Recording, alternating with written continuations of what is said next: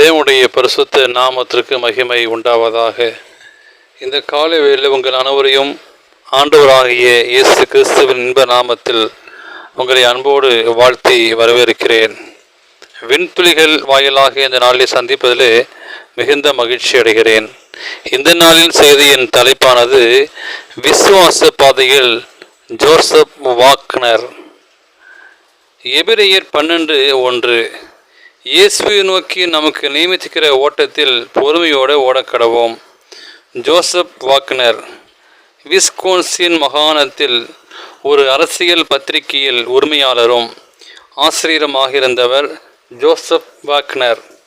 1850ஆம் ஆண்டு 2 தேவ ஊழியர்கள் மூலமாக செவன்த் டே அட்வென்டிஸ்ட் சபையின் மூலோபதேசங்களை கேட்டு திருமுழுக்கு பெற்றார். உடனடியாக தன் பத்திரிகை தொழிலை உதறி தள்ளிவிட்டு ஊழியத்தில் ஈடுபட்டார். ஒருமுறை ஒரே ஒரு மனிதனை சந்தித்து சத்தியத்தை சொல்ல 50 மைல்கள், அதாவது 80 கிலோமீட்டர் நடந்து சென்றார். வேறு ஒரு முறை பிரசங்கம் செய்வதற்காக 90 மைல்கள், அதாவது 144 கிலோமீட்டர் நடந்து சென்றவர். ஆனி ஸ்மித் திறமையும் அழகும் புலமை இவையாவும் உடைய பெண்மணி. ஆனி ஸ்மித் இவரது ஒரே சகோதரன் உரியா ஸ்மித். ஆனி ஸ்மித் தனக்கு கிடைத்து இருந்த ஒரு பெரிய சம்பளம் நிறைந்த வேலையை துறந்து ஊதியமற்ற ஊழியத்தில் சேர்ந்தார். அவருடைய ஊழியம் ரிவ்யூ அண்ட் ஹெரால்ட் என்ற பத்திரிகையின் பிரசங்கத்திற்கு மிகவும் உதவியாக இருந்தது. காசநோய் காரணமாக வாலிப வயதில் மரித்து போனாள்.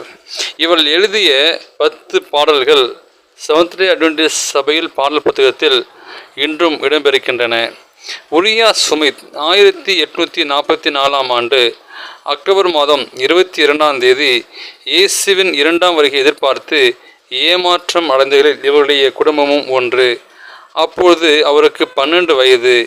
1863ஆம் ஆண்டில் செவன்த் டே அட்வென்டிஸ்ட் திருச்சபையுடைய ஜெனரல் கான்ஃபரன்ஸ்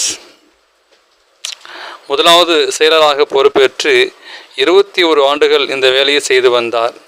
செயற்கை கால்களை உலகிலே முதலாக கண்டுபிடித்தவர் ஒரு செவன்த் டே அட்வென்டிஸ்ட் சபையின் விசுவாசி என்பது நமக்கு மிகப்பெரிய ஒரு பெருமையாகும். எனவே தேவனுக்கு பிரியமான பிள்ளைகளே, தேவன் நமக்கு அருமையான முன்னோடிகளை அருளி அவர்கள் வழியாக உண்மையான சத்தியங்களை தீர்க்க தரிசனமாக தந்து இன்றும் உங்களை ஒழுவாது நிற்க அழைக்கிறார். தேவன் தாமே உங்களை ஆசீர்வதிப்பாராக. இந்த நாளின் செய்தியை கேட்ட உங்களையும் இந்த நாளை திருமண நாளையும் பிறந்த நாளையும் காண்கிற பிள்ளைகளை தேவன் தாமே ஆசீர்வதிப்பாராக. ஆமேன்.